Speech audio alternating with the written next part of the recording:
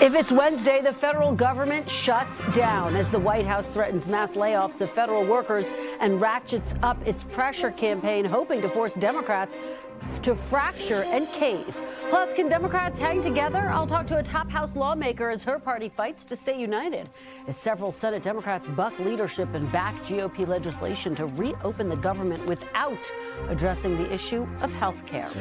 And President Trump's agenda rolls on as the administration makes a deal with a top U.S. drug maker to slash prices, and the National Guard begins to deploy to Memphis in the wake of the president's comments about using Democratic cities as, quote, training grounds for the U.S. military.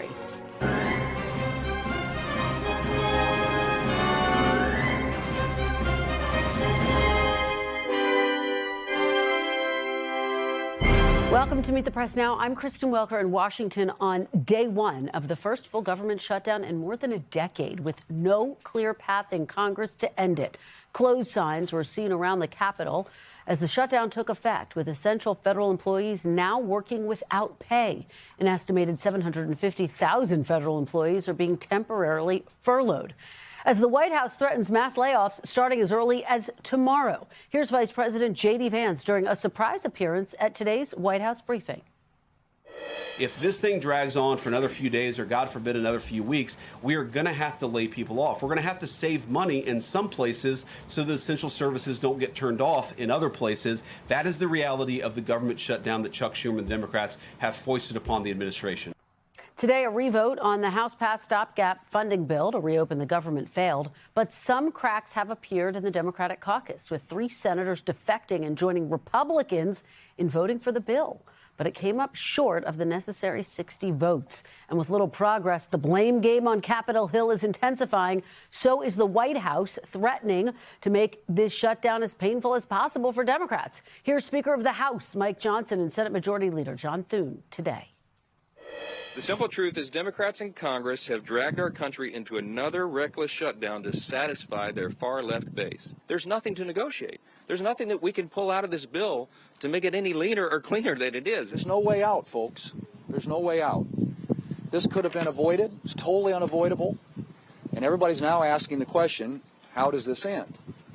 Well, it ends when the Senate Democrats pick this bill up, passed by the House of Representatives, and vote for it.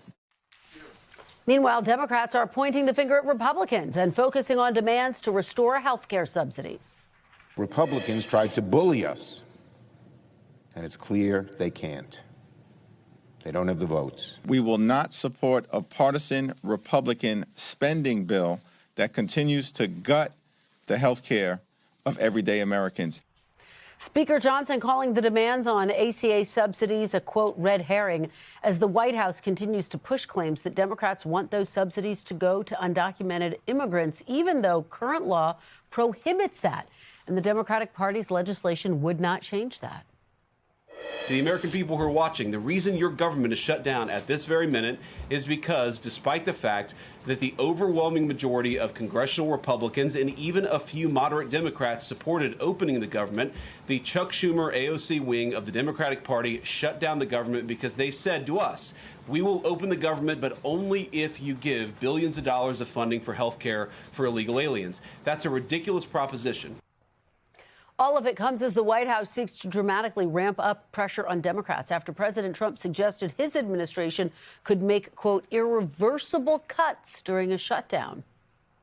So the last thing we want to do is shut it down, but a lot of good can come down from shutdowns. We can get rid of a lot of things that we didn't want, and they'd be Democrat things. And today, perhaps the first tangible example of that pledge, as the Office of Management and Budget said it was freezing $18 billion in New York City infrastructure funding. The home city of Senate and House Minority Leaders Senator Chuck Schumer and Representative Hakeem Jeffries.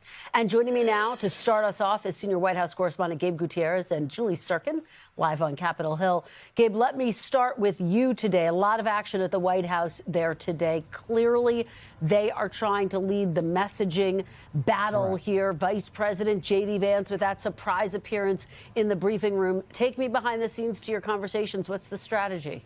Well, Kristen, it is an all-out messaging battle. As you saw, it was a surprise appearance by Vice President J.D. Vance in the briefing room. But we have been hearing over the last several days from White House officials who really feel that they have the wind at their backs here. They feel they can win this messaging battle, and they're going to try to take their case to the American people. That is the Democrats' fault for not voting for what they call this clean, continuing resolution. And to do that, Kristen, here at the briefing room, they're playing Democrats on a loop, a montage of certain Democrats over the years complaining about Republicans heading into a government shutdown. And so they're hoping that by using Democrats' own words against them, that they will be able to make their case and that the Democrats will eventually shoulder the blame here. And they're also trying to brand this over and over again as the Schumer shutdown. And is the vice president going to be taking the lead here, Gabe, on all of the messaging? Do they see him as the front person on this? Well, certainly. Look, he has congressional experience. He was in the Senate for a number of years. Earlier this week, he was front and center speaking to reporters after that high-stakes meeting with congressional Democrats in the Oval Office. And today, the vice president making clear and, pointing out that you played a clip from him talking about the Schumer AOC wing of the Democratic Party. But just a short time after that, he talked about how he thought that it was Chuck Schumer that was worried about not putting up enough of a fight because he feared a primary challenge from AOC. So they're really going hard after the motivation that Democrats that they feel have for this shutdown. And again, they feel that they're going to win the messaging battle in the end, Kristen. And Gabe, before I head over to Julie on Capitol Hill, let's talk about the federal workers caught in the middle of all of this. Tens of thousands of them will be furloughed. That is traditionally what we would see during a shutdown, meaning they will work without pay. But in this case, the White House is threatening to actually permanently lay off, fire some of these workers. They're using that to try to pressure Democrats. Who will be affected? When are those layoffs going to start, Gabe? Hey, look, the budget director told the congressional Republicans today that these layoffs could happen the next 1 to 2 days. The White House Press Secretary Caroline Leavitt confirmed that they would happen imminently, but you did hear from the vice president today saying that on the chopping block would be some of these programs whose funding dried up on October 1st and that are not consistent with the president's policies. So you played the president yesterday saying that some of these programs that Democrats like could be on the chopping block. What the White House clearly wanting to make this as painful as possible. And the vice president also saying today that their intention right now is that they're negotiating directly with some of these moderate Democrats that they hope to pick off, essentially cutting out Democratic leadership out of the negotiations, Kristen. Well, Gabe, that takes me perfectly over to Julie on Capitol Hill. Let's talk about those defections that we've seen so far, Julie. 2 Senate Democrats, 1 independent overnight, changing their vote from no to yes on the Republican legislation. What are you hearing about that? How concerned are Democrats about keeping their caucus together? Leader Schumer was asked about that, Kristen, yesterday after the second round of voting failed on those plans to keep the government open hours before that midnight shutdown deadline. And he essentially said he's not worried about it, that the Democratic Party is unified. They are convinced that they can keep Democrats together on these votes. The problem is, though, and I talked to Leader Thune about this, Republicans are going to make this as painful as possible for Democrats. Already today, you saw cracks emerging not only on the Democratic side, Republicans again forcing another vote to keep the government open. Those same 2 Democrats and independent in Angus King that caucuses with Democrats were the only votes on that side of the aisle. But it shows you Republicans are not done trying on this issue. And that brings me to a huddle that you see on your screen that happened several hours ago between Republicans and Democrats in the Senate. I talked to some of them afterwards. Take a listen to what that was all about. Just a lot of people would really like to find a path forward, and everybody's got different ideas about what will work. Sometimes there's a misunderstanding that we're divided on the ACA issues. We're not. It's a matter of moving forward to eliminate the fraud. At this point, I'm not going to talk about the specifics, except to say there are real and significant glimmers of hope that we can have a meeting of the minds. A meeting of the minds, Kristen, may be among rank and file members, but so far leaders in the parties, I just came off of a press conference that Leader Jeffries held on the other side of the Capitol, they are sticking to their positions. It's either for Democrats that they work with Republicans right now to negotiate those Affordable Care Act subsidies and other health care provisions and keep the government open, or it stays closed. But again, this is a political loser for everybody, no matter what side of the aisle you sit on. Well, and Julie, help us to understand one of the big issues at the center of this, because Democrats have said that what they are fighting for is an extension of the health care, the Obamacare subsidies that are going to expire at the end of the year. Open enrollment starts November 1st. And Republicans are accusing Democrats of trying to give health care to undocumented immigrants. Democrats say that's not what they are doing. What is the actual fact check on this, Julie? Help us to understand it. Yeah, Kristen, the bottom line here is that it is against federal law right now to give the Affordable Care Act or have those subsidies applicable to undocumented immigrants. The catch here is that Democrats are trying to restore some health care cuts instituted by Republicans and signed into law by President Trump earlier this summer. And in some cases, in some states, DACA recipients, children of people who came here years ago and have been here, people who pay taxes, people who are known to the government, in some cases, yes, they do receive health care benefits. And so that is why you hear Republicans framing this as an issue of Democrats trying to give illegals, in their words, this access to health care. The other piece of this is when you take the Affordable Care Act subsidies, for example, and how Leader Thune framed it to me, Democrats, through the Inflation Reduction Act during COVID, beefed up those subsidies, extending and expanding them. And that is the fundamental issue and disagreement on policy that Republicans have with Democrats. When you talk about that huddle, for example, Senator Mike Rounds of South Dakota, who I'll notice is the partner senator to the majority leader, John Thune, also from South Dakota. He's saying we are not on the different pages about the ACA. They have constituents that really rely on them, especially in rural areas. What they are on different pages about is reforming that program or simply making it permanent. And I think that is a discussion that is going to take far longer than just a month or two to solve, especially when there are so many political differences up here, as you well know. Yeah, just fascinating to see that huddle, though, Julie. Clearly a sign there's a group of lawmakers who are trying to potentially move beyond this stalemate. Thank you so much for your great reporting from Capitol Hill. Gabe, before I let you go, I have to ask you one more quick question. Different topic. President Trump, we know, pulled his nominee for the Bureau of Labor Statistics commissioner. That, of course, comes after the president fired its previous commissioner. So who's going to head up BLS next? What's behind this? Well, that is a big question at this point, Kristen. It was a bit of a surprise last night when this was announced that E.J. Antony would be withdrawn as the Trump administration's nominee for BLS commissioner. You'll recall it was just a few weeks ago that over controversy over the Bureau of Labor Statistics numbers, the Trump administration didn't agree with them and essentially forced that BLS commissioner out. We just heard from the White House. They look forward to nominating soon. Unclear exactly when, but to bring this full circle, Kristen, it's this shutdown will affect the release of economic data. So a lot of questions on that front. We understand that it was because the nominee just didn't have the votes. Okay, well, one angle we'll be watching very closely. And as you say, the shutdown has implications for the data coming from BLS as well. Gabe, thank you so much. Really appreciate it. Staying on the shutdown now. Joining me now in studio is Pennsylvania Democratic Congressman Madeleine Dean. Congresswoman, thank you so much for joining me. Great to be with you. Thanks for being here in person. So let's start off with the state of play. You see those lawmakers huddling there, but no signs of any progress as far as I can tell. What is the off-ramp here, Congresswoman? How long do you expect this to last? I have no idea, so I don't want to pretend I do.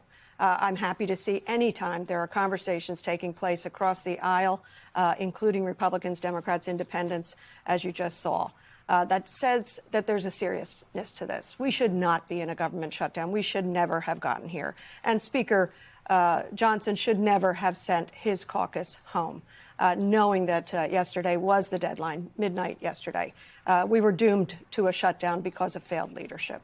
Well, let me ask you, because, of course, there's going to be plenty of finger pointing going around. Democrats are saying we want any funding bill to also expand subsidies for Obamacare, for the ACA, which are set to expand. at the end of the year. What are you willing to compromise on? Is that a hard and fast for you, that you will not sign anything that includes an extension of ACA? Would you sign something, for example, that said, we agree to start negotiating on X date? Well, I'm not going to be the negotiator here on TV. I wish there were negotiations going on. I wish there were conversations. You saw the only time that the president actually sat down with leadership, Republican and Democrat, was Monday before this shutdown. And so absurd that that is the way that it happened. So the Republicans have been very irresponsible. Back home, my constituents are very upset. This is a health care crisis of Republican making. And let's be honest, this has been going on for years. This has been in the making for years. They have wanted to defund Obamacare for 15 years. And this is their backdoor shutdown, Republican shutdown way of doing it. It's complicated, but it's not. They want to hurt Americans' health care. What do you say, though, to the argument that Republicans are making, which is that Democrats are basically using this as a pawn, holding the government hostage while you try to negotiate your priorities instead of signing a clean funding bill and negotiating over these health care subsidies in some point before they expire, which is the end of the year? It's much simpler than that. Republicans have the White House, the House, and the Senate. They're failing to govern. If these are their priorities, and we can see it is, they want to take health care away from millions of Americans, tens of thousands of my constituents in suburban Philadelphia, then they got to govern. They got to find the votes, build these policies. Notice how they don't want to talk about health care. They're acting as though this is procedural or something extraneous, as the speaker said. This is not extraneous. This is central to people's lives. This is health care. This is SNAP, for crying out loud. Nutritional benefits. This is WIC. Starting today in Pennsylvania, there's going to be limited funding to apply for WIC. That's Women and Infants Nutrition. This is a cruel, very cynical set of things to do. I do want to point out something that you just asked the question about, which is the misinformation, the disinformation, the lies of the Republican Party, saying that Democrats just want to give health care to undocumented people, or as they call them, illegal aliens. I don't care for that word, alien. And I know it is in statute. But I brought a couple samples of where over and over again it says that if an individual is not a citizen or a national of the United States or an alien lawfully present in the United States, such individual shall not be eligible for coverage. They're lying. Well, and you're right. That is one of the big points that we continue to hear from Republicans. I want to get your reaction to some of the cracks we've seen in the Democratic Party as it relates to standing firm with this strategy. Let's take a look at what John Fetterman had to say about why he voted in favor of the Republican funding bill. He says, I voted aye to extend ACA tax credits because I support them, but I won't vote for the chaos of shuttering our government. Here is Independent Angus King saying, by shutting the government, we're actually giving Donald Trump more power. Catherine Cortez Masto of Nevada saying, we need a bipartisan solution to address this impending health care crisis, but we should not be swapping the pain of one group of Americans for another. Are your fellow Democrats wrong there, Congresswoman? Well, I think about John Fetterman, for example. He and I are buddies. We actually ran against each other, got to know each other in a lieutenant governor's race in 2018 before I had the chance to run for Congress, and he did succeed in becoming lieutenant governor. I put a call into him yesterday. Unfortunately, I did not have the opportunity to speak to him, but I just wanted to tell him what I was feeling and seeing from across the Capitol, but also across my constituents and my district. What I believe is the government is already, before midnight of last night, we were already in a dramatic shutdown as a result of the chaotic policies of this administration. More than 200,000 federal workers before the shutdown lost their jobs, and we know what they want to do now. They actually want to fire more. We're already in a shutdown. Take a look at what they're doing to SAMHSA, what they're doing to the U.S. Department of Education, what they're doing to FBI, USAID. Shutdown, shutdown, shutdown. What about this argument, though, by, for example, Senator Cortez Masto, who says we should not be swapping the pain of one group of Americans for another? The fact that this is going to impact people all across this country, including it seems like thousands of federal workers who could be laid off. This is pain across the United States, absolutely. It's also pain across the globe in terms of our failed leadership.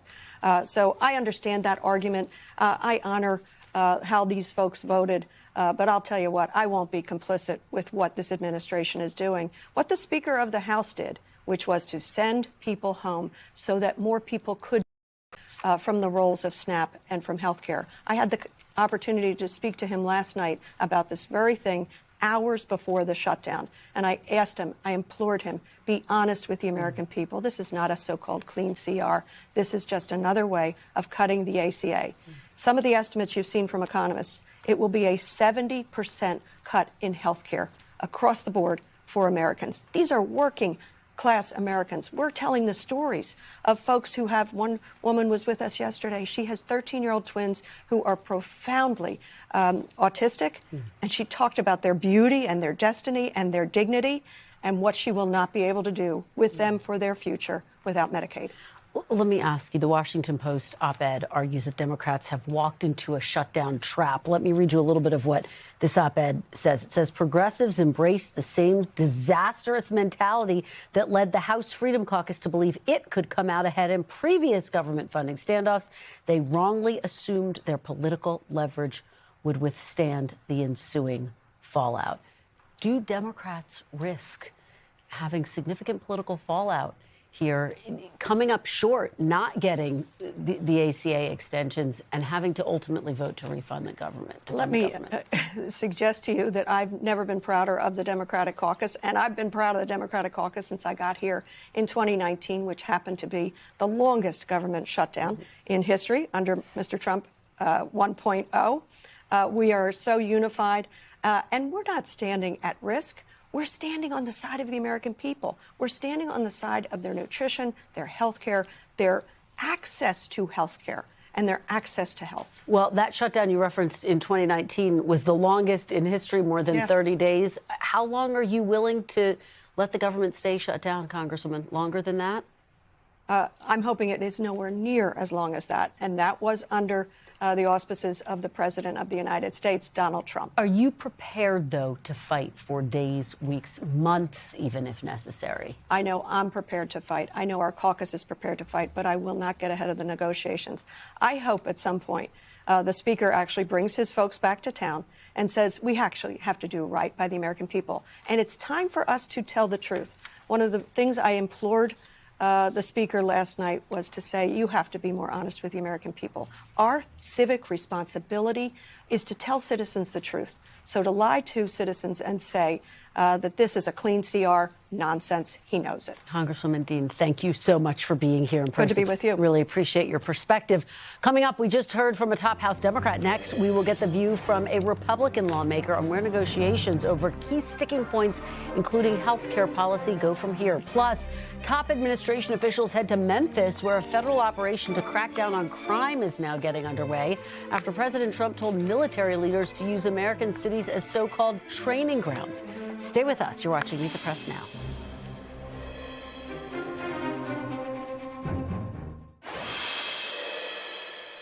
Welcome back. We just heard from a Democratic lawmaker on the government shutdown. Now let's get the view from the other side of the aisle. Joining me now is Republican Congressman from South Dakota, Dusty Johnson.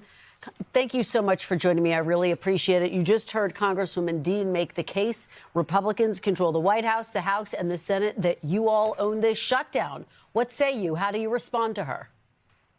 Well, Madeleine and I were elected at the same time. We're classmates. And Kristen, just at the top, I got to tell you, I was awfully disappointed by that rhetoric. I mean, we are in a country that where polarization grows, that has resulted in violence. And I think it's pretty irresponsible to try to tell your viewers that Republicans, quote, want to hurt Americans. She knows that's not true. She's a liberal. I'm a conservative. We have different opinions about when and where we should negotiate these COVID-era subsidies. Like, reasonable people can disagree. And when she hangs a label, an attack of cruel, not only on Republicans, but on her Democratic colleagues like Jared Golden and Catherine Cortez Masto and John Fetterman and Angus King, I just think this is not a way to get a deal. It's a great way to divide America, but it's not a very good way to govern. Congressman, since you raise it, let's talk about exactly the point that you're making. These subsidies, they do expire at the end of the year. We also know open enrollment starts November 1st. Why not sit down with Democrats and hash out a deal with them now as a part of this spending package, given that you need their votes in order to get this over the finish line in the Senate? Negotiation is wonderful. Clearly, we've got 4 different approaches. You've got the Democratic and Republican caucuses in both the House and the Senate. And there aren't a lot of big picture things that are agreed to yet. But clearly, COVID-era subsidies are going to be a part of the conversation. So that's not a disagreement between Madeleine and Dusty Johnson. The only disagreement we have is, should those negotiations go on while the government is closed? That's Madeleine's approach. Or should those negotiations go on while the government is open? That's Dusty's approach. And when she says it's not a clean CR, that that's not true, Kristen. You know that she's wrong about that. You know this is exactly the kind of crystal clear, thin CR language that parties have passed together in the past.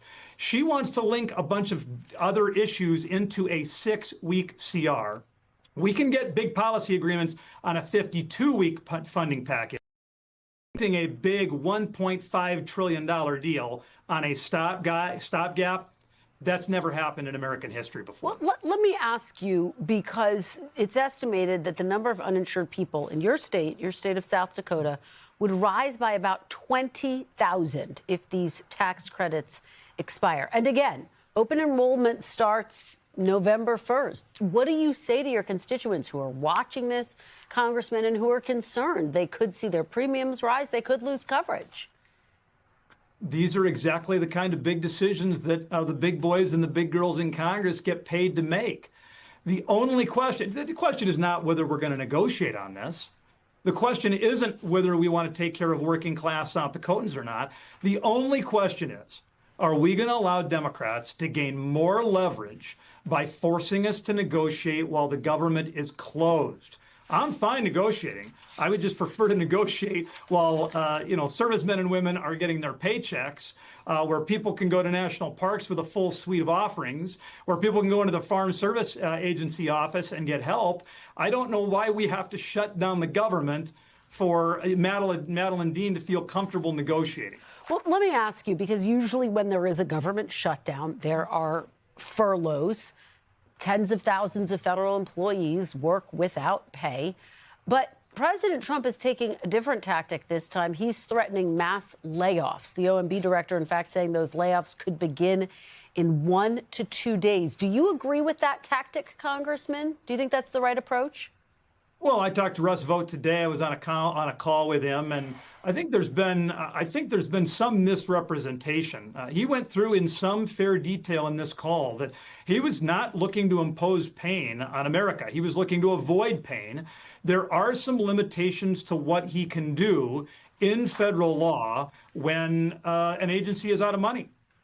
That is one of the reasons why people want to talk about WIC. For your listeners who don't know, your viewers who don't know, incredibly powerful program, women, infants, and children, and make sure that the most vulnerable families have access to dairy products and other proteins. That's a good program. We want to keep that going. That's why the 6-week CR that Republicans and Democrats together have voted for over the last couple of weeks included an anomaly to create more flexibility for WIC to continue to serve families. Madeleine Dean and her colleagues, most of them, voted against that. That is what is imposing this pain. Russ Vought and others are trying to do what they can to manage that pain best they can. But you're saying... One other quick thing, because Madeleine said, Republicans have the House and they have the Senate and they have the White House. Why can't they just fix this problem? She knows the answer to that. She knows there's a filibuster in the United States Senate.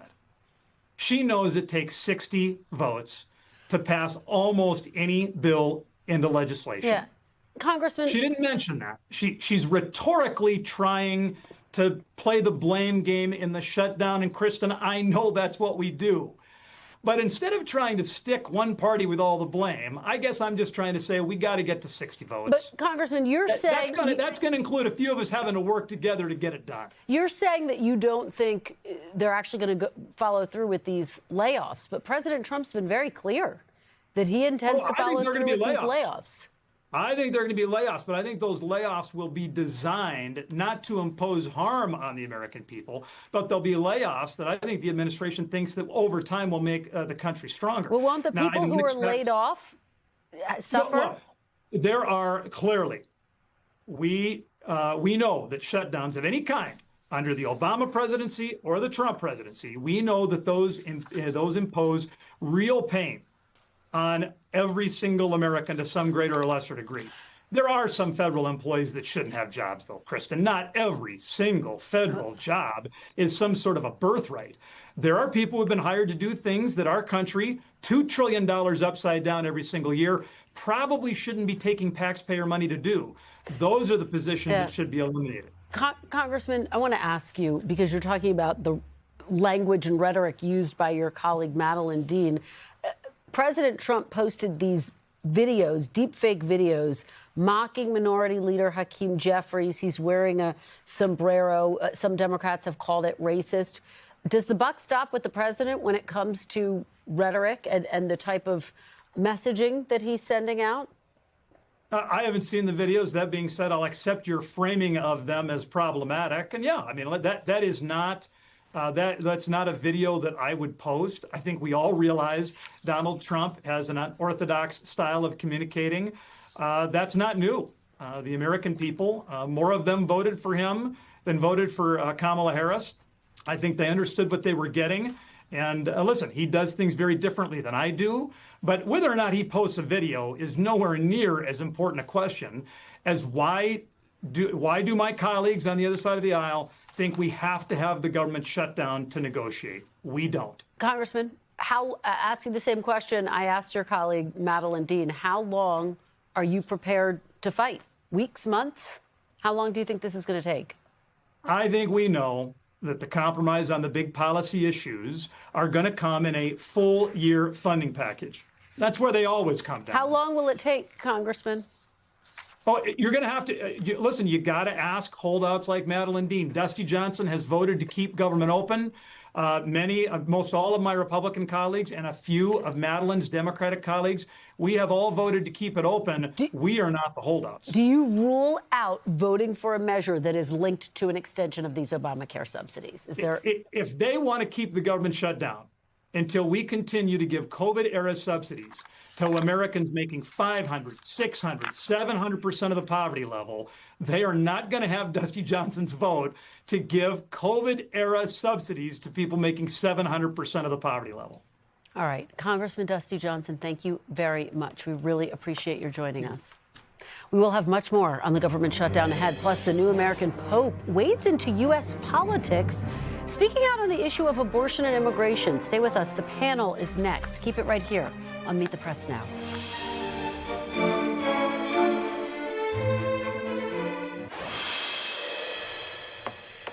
Welcome back. My panel is here. Joining me, Susan Page, USA Today Washington Bureau Chief. Ashley Etienne, former Communications Director for Vice President Harris and former Speaker Nancy Pelosi.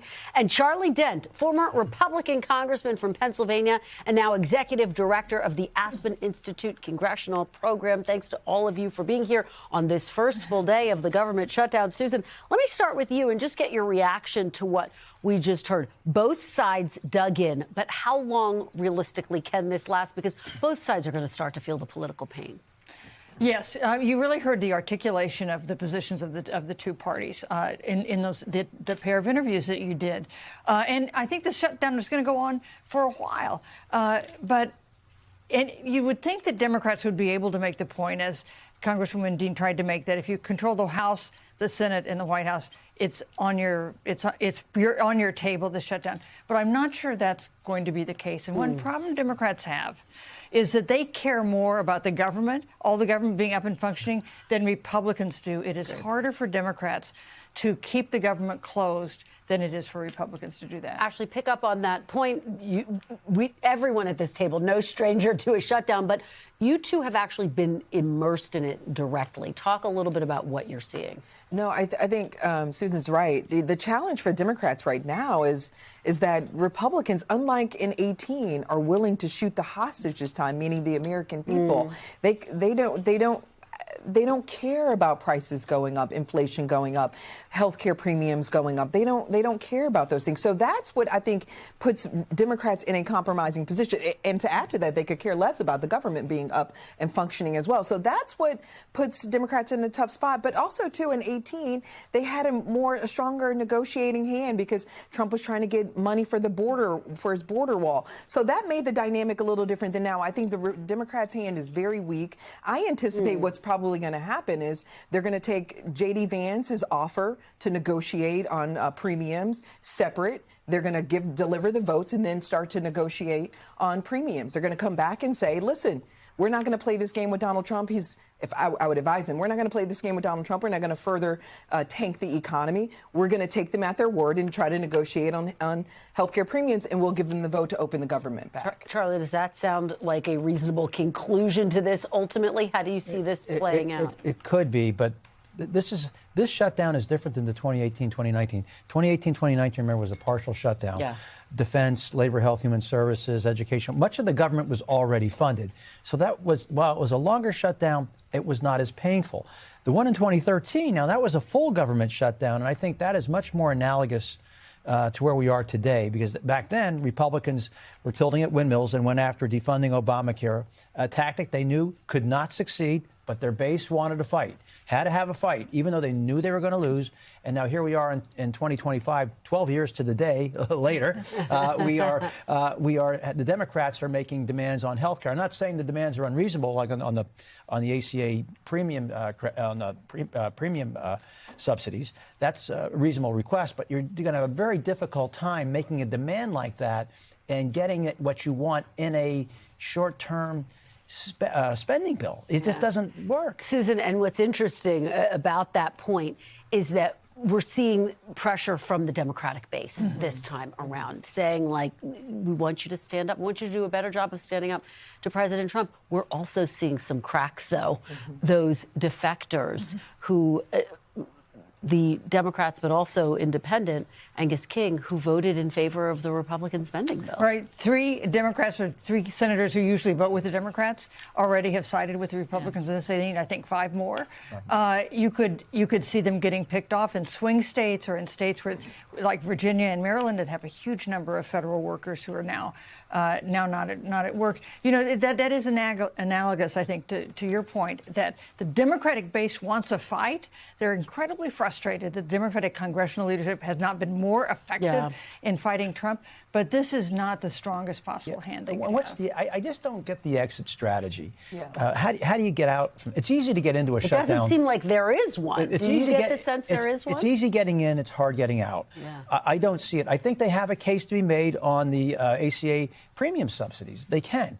But I don't think the Republicans feel any pressure to make any concession on a 50-day spending bill. I just don't see it. And here's, I think, the outlier here is Donald Trump. Donald Trump is by far the most effective political communicator I've ever experienced. So he's going to get activated, and he's going to put this, you know, he's going to start to blame Democrats, not just for the shutdown, but for the failure of the entire economy, if I had to bet. And then you think about outside of Washington, D.C., the media ecosystem is not in Democrats' favor. So you can see where all of that is going to start to get activated, and the blame is going to shift to Democrats, and they're going to have a hard time digging out of that hole. He can overplay, though. When he says he likes shutdowns, you can do good during shutdowns, and the rest vote's going to run wild and start firing people willy-nilly. I mean, this can then boomerang back on them if they are not careful. I think Thune is messaging very well on this. If they should listen to him. And the question is, who is going to blink first? We will continue to watch it. I want to ask you all about another headline that has got our attention. Pope Leo, the first American pope, weighed in on the issue of abortion yesterday. He was asked about the Chicago Cardinals' plans to honor Senator Dick Durbin, a Catholic who's also pro-choice, a move that prompted some criticism among U.S. bishops. Take a look. Someone who says I'm against abortion but says I'm in favor of the death penalty is not really pro-life. So someone who says that I'm against abortion, but I'm in agreement with the inhuman treatment of immigrants who are in the United States, I don't know if that's pro-life. Susan, what do you make of the Pope speaking out on this issue in this really remarkable way, touching on issues of immigration and also the death penalty? Taking out a different position than any previous pope has taken, and on a debate that has really raged in the Catholic Church here in the United States, including with President Biden, who is a devout Catholic, but who got opposition from some Catholic leaders because he was pro-choice. So it's so interesting that this American pope is weighing in on this. Actually, it's our first glimmer of how he may use his role to potentially send a signal to the American public, to leaders in this country who are Catholic. You have to think Vice President J.D. Vance, who's, of course, met with the Pope, listening very intently to those comments. Let's actually hope he's listening to those comments very intently. But this feels like a trend now for the Pope. It's sort of on brand for the popes to come out and sort of advance conversations, test the actual Catholic Church, but advance conversations around, humanitarian issues. So, I mean, I thought it was very powerful words, and I think you're right. The question is whether or not Republicans will be actually listening. Especially those that call themselves Christians, like the speaker, who, says they're pro-life, but then they cut SNAP and WIC and the Department of Education, all of these things that feed not just the spirit and the mind, but the body of our children. What do you make of it? Well, as the last pro-choice Republican in the House, when I left, Republican for the House, I appreciate the popes. I'm a non-Catholic, and I'm a Protestant. I'm an a la carte Catholic. Okay, so, and I do appreciate the Pope's Villanova mathematics education. He's putting it to good use, but I think he's correct to try to explain that, that pro-life can mean a lot more than simply the abortion issue. It can be many other things, and he's maybe broadening the definition of what it means to be a pro-life legislator. Fascinating. All right, guys, thank you so much for joining us. Great conversation, Susan, Ashley, and Charlie. Really appreciate it. After the break, prescription drug price uncertainty after President Trump signs a deal with Pfizer to slash prices and the White House delays a massive tariff on pharmaceutical imports. We'll delve into all of that. Stay with us. You're watching Meet the Press now.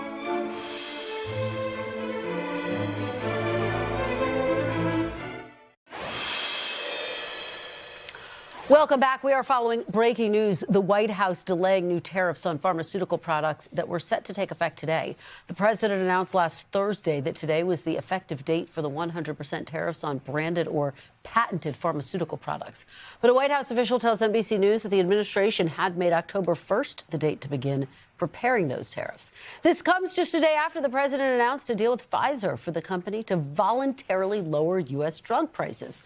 The company receiving a 3-year exemption from pharmaceutical-related tariffs in exchange for that. Joining me now is NBC News business and data correspondent Brian Cheung. Brian, thanks so much for being here. So the president said explicitly that October 1st was when this new tariff would go into effect. What changed?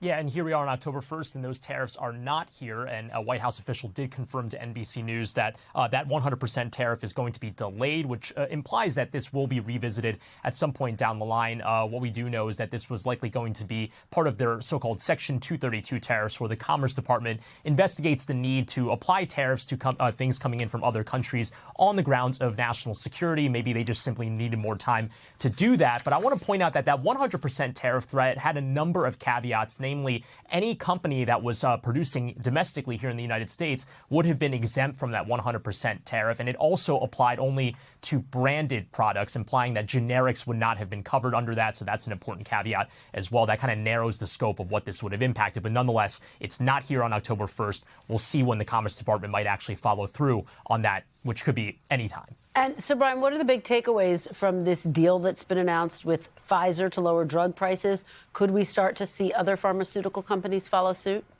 Yeah, well, this was a pretty big announcement that happened in the White House yesterday. Again, Pfizer alongside the White House announcing this deal to lower prices for those that are buying drugs in the United States. They're basically using something called the MFN, Most Favored Nations standard, where essentially the cheapest price that's paid by a foreign country for those same drugs would be the prices that would be applied to those here in the United States. That would be for Medicaid programs specifically. So if you look at some of these examples, 80 to 85% cost savings on drugs ranging for treatments related to menopause, to bladder-related issues, to skin ointments. So again, this is a pretty wide range here. As far as what other companies might do, it remains to be seen. Obviously, the big splashy announcement was that so-called Trump RX branded website, which will allow Medicaid users to buy directly from the platform. That will come at some point in 2026. We don't know what that would look like or how permanent that Trump branding is going to be. But what we do know is that a number of other companies, even in the lead up to that announcement, have already been exploring the idea of direct-to-consumer sales, like, for example, Danish pharmaceutical company Novo Nordisk. They've been exploring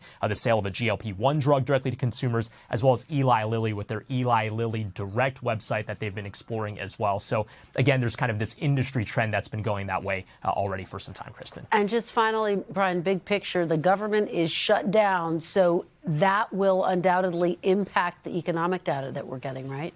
Yeah, well, look, we're expecting a big jobs report on Friday, but the Bureau of Labor Statistics, if they're not able to open by Friday, which based out of developments in D.C. sounds like that'll be the case, we'll be flying blind on what the economy looks like. We will not get that jobs report published, but we did interestingly get a glimpse into what the economy looks like through the ADP numbers. That's a private payroll processor. They said that actually there was a contraction of over 30,000 jobs in the month of September. That does show signs of weakening in the jobs market. The problem is we can't verify that against the government data because we won't get it on Friday, likely, Kristen. All right. Well, we really appreciate your keeping us up to date on all of these developments. Brian Cheung, thank you so much. Great to see you as always. Still to come, could Republicans pull off an upset in New Jersey? New polling shows the race to be New Jersey's next governor is tightening. Steve Kornacki's at the big board, breaking down the state of play in the final weeks of the campaign. You don't want to miss it. You're watching Meet the Press now.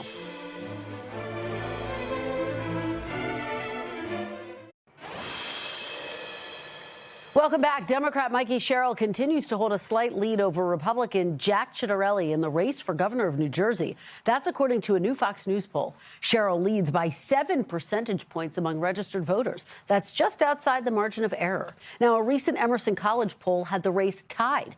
New Jersey has typically been a reliably blue state. Ciattarelli has tried to keep the focus of the race away from President Donald Trump, hoping to outperform the president in a state Kamala Harris won by nearly 6 percentage points last year.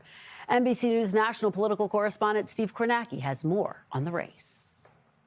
All right, we know New Jersey's a blue state, but Republicans have made gains in the two most recent statewide elections. We're going back here to 2020. Just show you, remember, Joe Biden crushed Trump here by 16 points. But what happened the next year, 2021? Jack Ciattarelli, this was the last time he was running for governor. He only lost by 3 points. He made big improvements in 2021 compared to Trump in 2020. And then Trump himself last year in New Jersey, he lost the state by a little bit less than 6 points. Again, Trump made big improvements in 2024 compared to that low water mark in 2020. So 2 straight elections for Republicans statewide with 2 big improvements in New Jersey. Interestingly, though, they're not improving in the same areas in those 2 elections. Ciattarelli and Trump each made big gains, but they made gains with different voters in different places. Show you what I mean here. These are the places where Ciattarelli made really big gains in that 2021 campaign, where Trump really didn't make many or any gains at all in 2024. And you notice here, the areas where Ciattarelli really outperformed Trump, more heavily white, higher income. You know, look at this, higher concentration of college degrees. A good example of this kind of place would be, this is a suburban township, Chatham, New Jersey, suburb of New York City. And you can see here, look, Trump got blown out here last year by Kamala Harris. Ciattarelli actually carried it when he ran for governor last time. Again, heavily white, very high income, extremely high concentration of college degrees, the type of voter we've seen that Trump has really struggled with nationally. They were willing to vote for Ciattarelli, not willing to vote for Trump. Now, Trump was not president in 2021 when Ciattarelli won a place like Chatham Township. Trump, of course, is president now. So what will those voters do? Are they still going to be comfortable voting for Ciattarelli with Trump back in the White House? Or are they going to be looking to send a message to Trump and the Republicans and vote against Ciattarelli? Other side of it, where did Trump make much bigger gains than Ciattarelli? Well, last year when Trump got close in New Jersey, he did it in places that were heavily non-white, lower income, more blue collar, lower concentration of college degrees. Good example of this kind of place would be Union City. This is across the Hudson River from New York City. And again, Trump lost it, but he only lost by 17 points. Compare that to Ciattarelli. He lost Union City by 70. And again, this is 82% Hispanic. It's a much lower mean household income than we saw in Chatham, much lower concentration of college degrees. The question for Ciattarelli and for Republicans is, can they make gains in places like this through an association with Trump without also hurting themselves in places like Chatham Township, where that connection with Trump has not necessarily been a good thing? All right, our thanks to Steve Kornacki for that. We are back tomorrow with more Meet the Press Now. There's more ahead on NBC News Now. We thank you for watching, and remember, stay updated on breaking news and top stories on the NBC News app or watch live on our YouTube channel.